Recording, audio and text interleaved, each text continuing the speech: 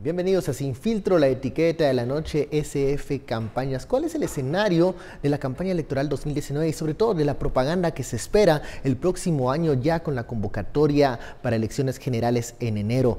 ¿Veremos nuevamente esas grandes vallas, aquellos gastos millonarios, o será redes sociales la arena política en donde el debate de las propuestas electorales se va a incrementar? De eso hablaremos esta noche con la etiqueta SF Campaña. Para profundizar en esta conversación nos acompañan nuestros analistas. Osvaldo Samayoa, muy buenas noches. Buenas noches, qué gusto. Goyo Saavedra, buenas noches. Buenas noches. Comencemos con esta particularidad que 2019 puede presentar, ya con el antecedente de 2015. Un 2015 en donde aquellas campañas millonarias no dieron los frutos esperados y otras mucho más modestas dieron resultados positivos. ¿Qué se espera para 2019? Porque recordemos, con las modificaciones a la ley electoral ya hay unos candados, amarres que no permiten aquella exposición millonaria de los posibles candidatos para las elecciones del próximo año. Comencemos por acá. Goyo.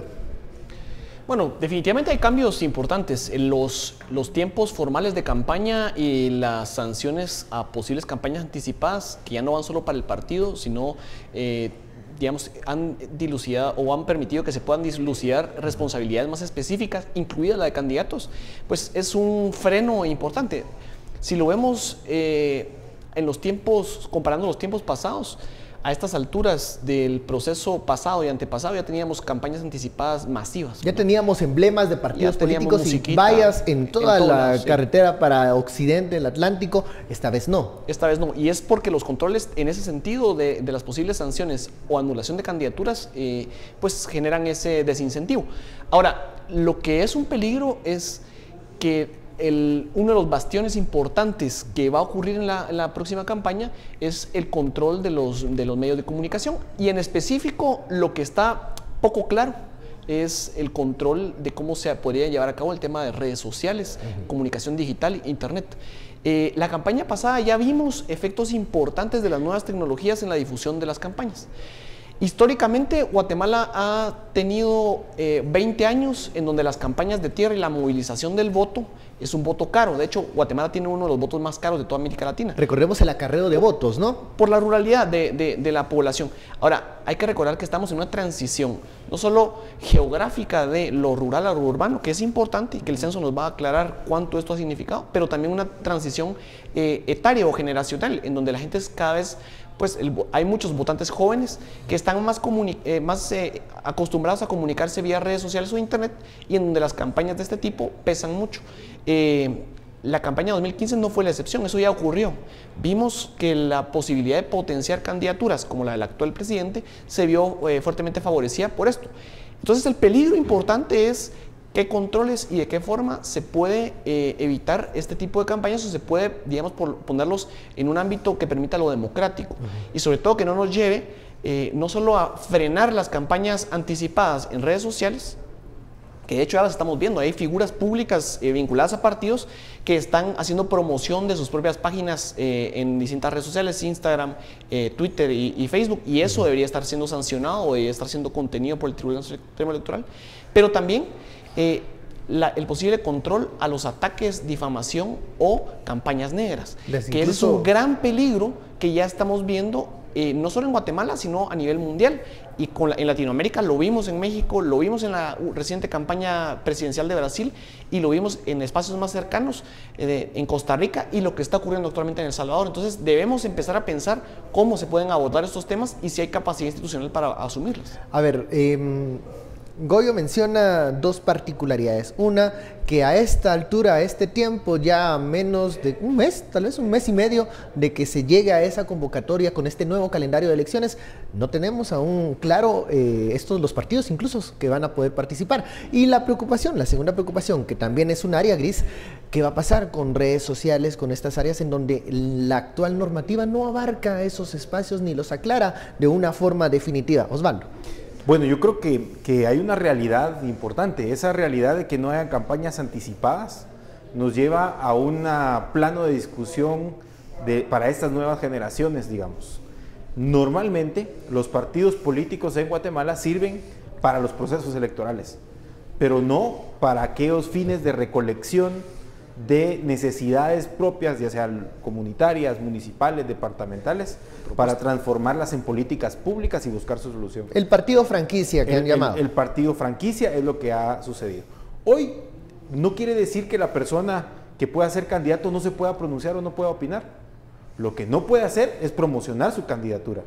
Y esa diferencia que no se entiende, que no la logran comprender porque normalmente han creído que el partido político solo es un vehículo electoral, cuando el partido político es un vehículo permanente del ejercicio de construcción de políticas públicas, de ideología para muchos partidos y de atraer a personas a la discusión para ver de qué manera puede irse transformando la realidad en la que se encuentran y poder hacer una mejor gestión en el momento de tener una cuota de poder. Ese ejercicio político no lo tenemos, pero esta reforma de la ley nos permite empezar a hablar de esto. Y entonces vemos que los actuales posibles candidatos no se atreven a hablar pensando que con eso ya van a hacer campaña, cuando lo que tienen que buscar es una forma de comunicación diferente y un quehacer político diferente. Algunos mencionan que hay temor por la rigurosidad como el Tribunal Supremo Electoral en este momento está interpretando estas reformas a la ley electoral, en donde ya ha advertido incluso a algunos funcionarios de que no se tienen que estar promocionando tanto en redes sociales porque esto pudiese desencadenar en una campaña anticipada. Correcto, como lo hizo con el alcalde de Misco, donde le advirtió y le dijo cuidado con estar en la inauguración de obras haciendo promoción para su reelección. Está bien que haga una inauguración de obras, lo que no tiene que hacer es decir que por base a esa obra lo tienen que reelegir. Eso me parece que es un ejercicio interesante, que hay que madurarlo todavía. Nuestra sociedad no está acostumbrada a este tipo de ejercicio político dentro de los partidos políticos en periodos no electorales. Ese es un tema. El segundo tema es que siempre tenemos que tener claro que todo proceso electoral conlleva en su finalización reformas electorales, a la ley, a los reglamentos y todo. ¿Por qué? Siempre surgen circunstancias no previstas por los institutos electorales, o en este caso de los tribunales, que lo superan y que tienen que buscar la forma de regularlo de nuevo. Hoy los medios de comunicación quedan regulados, pero las redes sociales parece que va a ser eso todavía no, y al parecer eso puede desencadenar o puede resultar en una nueva ola de modificaciones luego del proceso electoral. Al regresar seguimos hablando de este tema. ¿Qué pasará en el 2019? ¿Cómo será la campaña y qué novedades traerá? De eso hablaremos al regresar.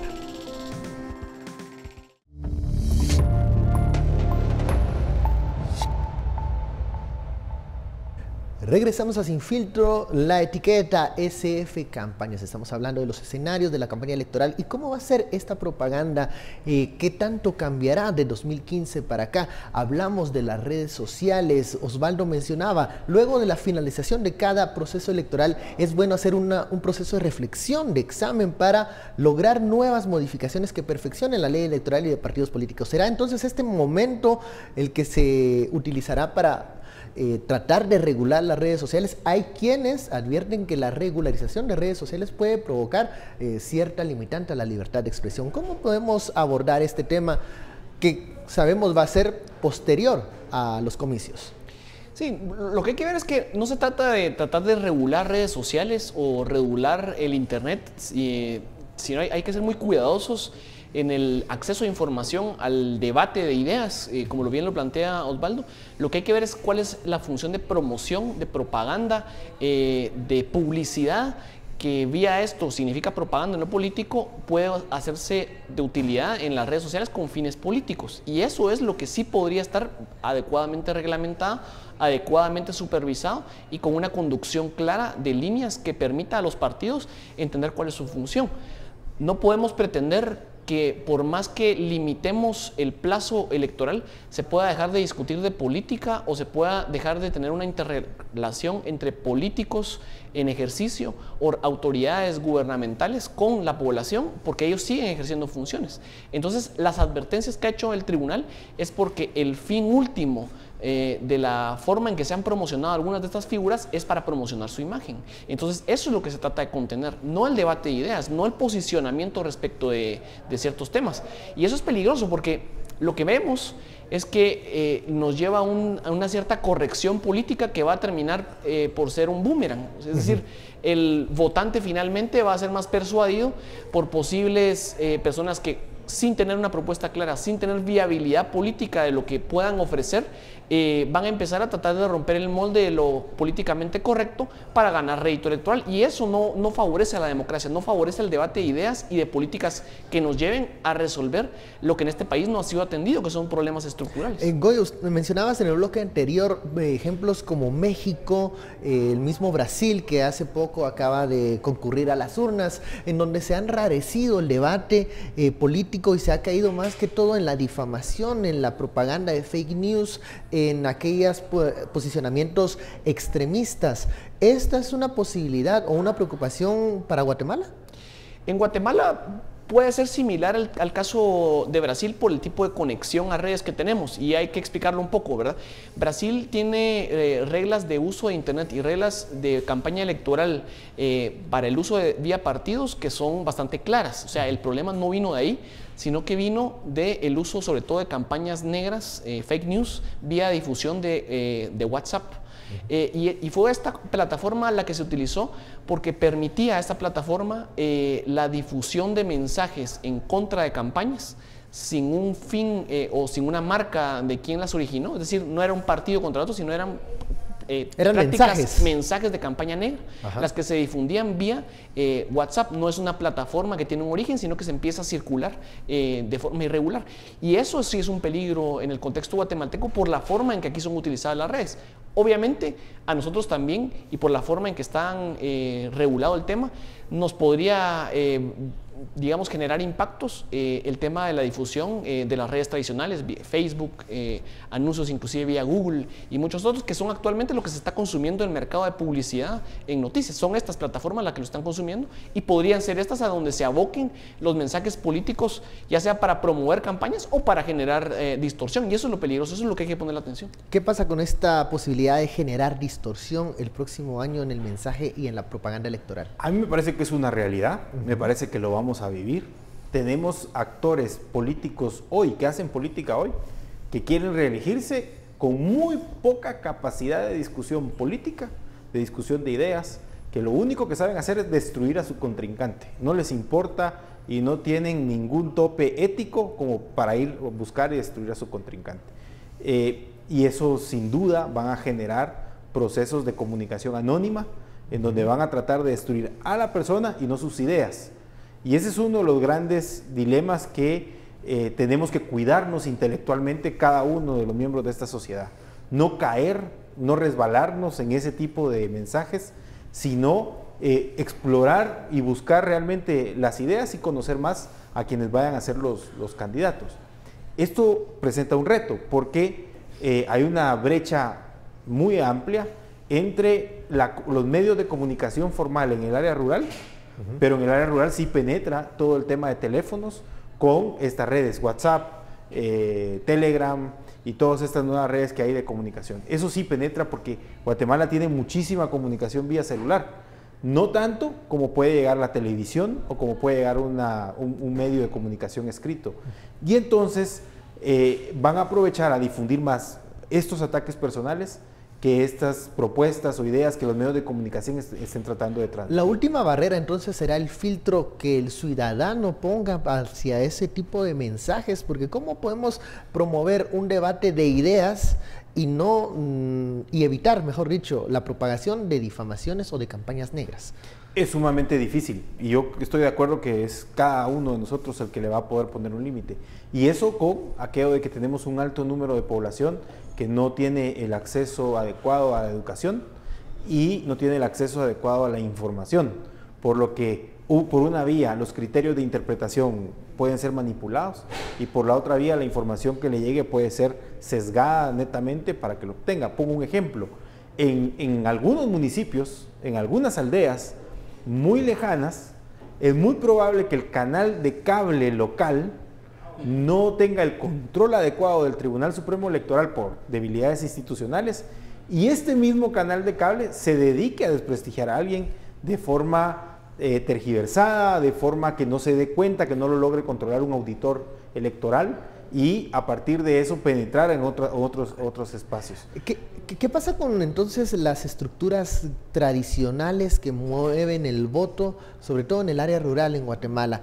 ¿Qué pasa con aquello que se decía en años anteriores? Es que ese partido tiene estructura, ese partido tiene apalabrados a los caciques locales.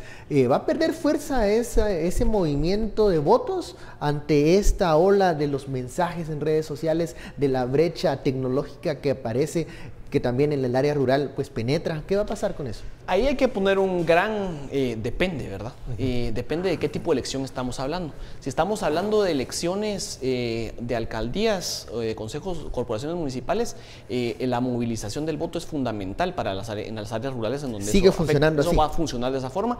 Y para todos los distritos en elecciones de diputados, que eso es fundamental, la batalla es netamente territorial. Es decir, es la posibilidad de mover ese tipo de voto.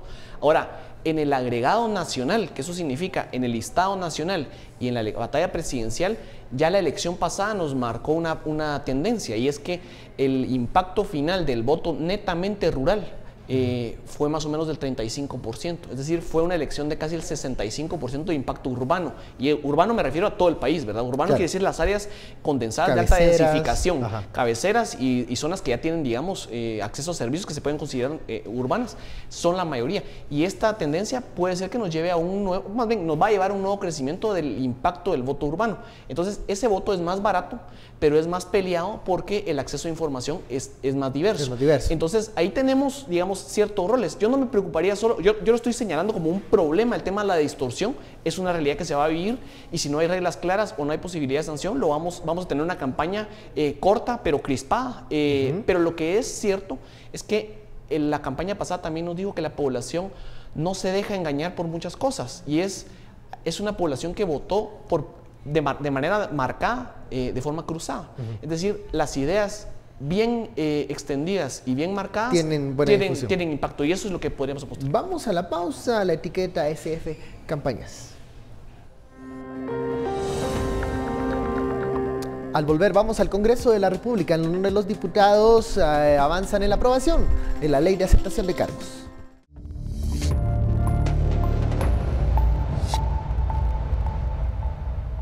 Regresamos a Sin Filtro, la etiqueta de la noche, SF Campañas. El segundo tema es, una profundización de lo que ayer ocurrió en el Congreso de la República. Los diputados avanzan en la aprobación de la iniciativa de ley de aceptación de cargos.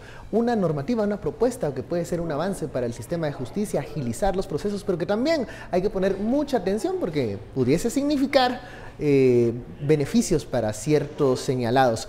¿Dónde hay que poner la atención? Ayer lo hablábamos en el último bloque con los analistas y hoy lo volvemos a retomar.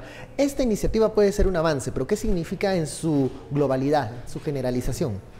Digamos, sí, puede ser un avance porque te agiliza los procesos judiciales. Desde la primera declaración podría la persona aceptar cargos. Eso colaborar, sí, tal vez, dar más información. Ser un testigo, dar más información y detalles de algún tipo de operación criminal. Eso sí, tiene que estar acompañado por indicios objetivos también que se puedan haber recolectado para garantizar que esa persona ciertamente sí pudo haber participado ya con su aceptación. Ahora, los riesgos no están, digamos, claros ahorita en la iniciativa. La iniciativa ahorita es un procedimiento. Los riesgos vienen ahorita en las enmiendas que pueda presentarse. Estas enmiendas de curul que pueden significar que pueden surgir. Cantidad Recordemos de que el Congreso hizo una comisión específica para analizarla. Esa comisión al parecer tiene recomendaciones y esas recomendaciones van a surgir ahorita como enmiendas en este cuarto debate que es lectura por artículos y redacción final. ¿Cuál sería la peor enmienda? No dejar claro que este beneficio penal, que disminuye la pena hasta en un 40-50% en la aceptación, no implica que al reducir la pena, esa pena se vuelva conmutable. Explico de otra manera. Las penas en Guatemala que no superan los 5 años de prisión pueden cumplirse fuera de la prisión. Y para eso hay mecanismos regulados en ley. Si a una persona está procesada por un delito de 10 años de prisión y acepta cargos y le reducen el 50%, llegaría a 5. Eso no significa que la pena se haya vuelto ahora conmutable, sino que tiene que cumplir la pena de 5 años. El doble beneficio es uno de los grandes riesgos que puede darse en estas enmiendas. Y eso sí generaría un proceso de liberación de personas inmediatamente y de impunidad en algunos procesos. Y ahí es donde hay que ¿Sería un incentivo negativo? Sería un incentivo negativo. Tal y como está ahorita es positivo, pero de estas enmiendas nos tenemos que cuidar. Yo espero que los diputados, sobre todo cuando no manejan en términos generales y no van a ser jueces ni perseguidores y no manejan en términos generales lo que es el proceso penal y las implicaciones judiciales que esto puede tener, es mejor que no arriesguen a ponerse a inventar enmiendas que no vayan a beneficiar en ningún sentido y lo que generen sí sea ciertamente un sentimiento de impunidad y que va a movilizar a la gente a frenar este tipo de... Hace algunas semanas los diputados al Congreso de la República reformaron, ¿se recuerdan? El famoso delito de financiamiento electoral. Lo aclararon, dicen ellos. Teniendo esto como un antecedente, ¿qué podemos esperar ya en este proceso de aprobación final? Estos artículos, lo que sigue de la iniciativa de ley en el Pleno cuando se discuta, ¿qué podemos esperar de los diputados en este momento? ¿Mantener la línea hasta donde está la propuesta o variaciones que pudiesen significar beneficios para los imputados? Sí, lo que ocurre es que yo no compararía los dos temas, sino vería más bien cuál ha sido la actitud del Congreso, y es que si vienen en una actitud de tratar de hacerlo a su antojo y a su medida, y no considerar que muchos de los beneficios que se podrían dar son de crímenes muy peligrosos, incluidos los temas que tienen que ver contra pudor, honor y cuestiones de trata de personas o incluso abuso de menores, es un tema muy peligroso, extorsiones incluidas. Entonces, el tocar la posibilidad de conmutas es peligroso. Obviamente, el problema acá tiene que ver con el contexto político de que hay muchos detenidos por casos de corrupción que serían muy beneficiados, o sea, y que podría ser, digamos, el incentivo perverso en los casos que son relacionados con política y con corrupción, de que se dé la factibilidad de que sea, además de la aceptación de cargos, un tema conmutable. Entonces, ahí es donde entra, digamos, la distorsión del problema y donde yo no veo que haya una actitud de transparencia y de generar una buena política criminal, el hecho de esto que puede ser muy positivo, porque no nos sirve de nada tener cárceles llenas y esperar procesos que, por ejemplo, en la presentación del observatorio o los resultados del observatorio del organismo de justicia que se llevó a cabo ayer, nos indican que son hasta 3 años para llevar un proceso penal a sentencias. Es un tema excesivo, ¿verdad? 900 días en proceso penal es excesivo. O sea, la aceptación de cargos puede facilitar eso, siempre y cuando se haga bien, porque si no distorsionamos completamente la política criminal y generamos unos beneficios en doble que van a beneficiar y a poner en peligro a la sociedad y a su seguridad física de la sociedad.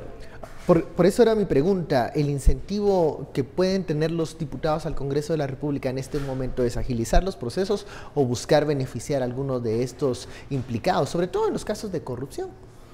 Definitivamente muchos de ellos tienen este trasfondo de decir, con esto voy a beneficiar a algunas personas, pero realmente la aceptación de cargos como figura, como institución jurídica, digamos, es una institución que se aplica muy bien en otros países y que ha ayudado a los jueces a descongestionar los despachos y encontrarles salidas prontas incluso a casos de menor relevancia, de menor impacto, que, como bien decía Goyo, a veces llevan hasta 3 años y tal vez son delitos que no necesitaban llevar tanto. Economiza incluso al sistema de justicia los gastos en todo el trámite del proceso. Ahora, esta iniciativa, tal y como fue ingresada y presentada por la Corte Suprema de Justicia, excluye ciertos delitos de este beneficio, como delitos contra la libertad e indemnidad sexual, como delitos de lesa humanidad, delitos de guerra. Ese tipo de delitos quedan excluidos de los beneficios. Ese sería otro de los riesgos, que quieran modificar este tipo de beneficios, de delitos para que tengan un alcance mayor. Y entonces ahí sí ya tenemos otro problema, porque uno de los acuerdos de la Corte Suprema de Justicia con la sociedad civil y con las agrupaciones de víctimas fue que estos delitos, que son muy sensibles, muy ofensivos para nuestra conciencia colectiva, no fueran incorporados en este beneficios. Esperemos que el Congreso, si es que va a presentar enmiendas provenientes de aquella comisión de discusión, no tergiversen esto. Bueno, vamos a estar pendientes de lo que sucede allá en la 9ª Avenida, en el Congreso de la República, con la iniciativa de aceptación de cargos. Muchísimas gracias, Osvaldo Goyo, por esta conversación muy interesante. A usted muchas gracias por su preferencia y sintonía. Esto fue Sin Filtro. Feliz noche, nos vemos mañana.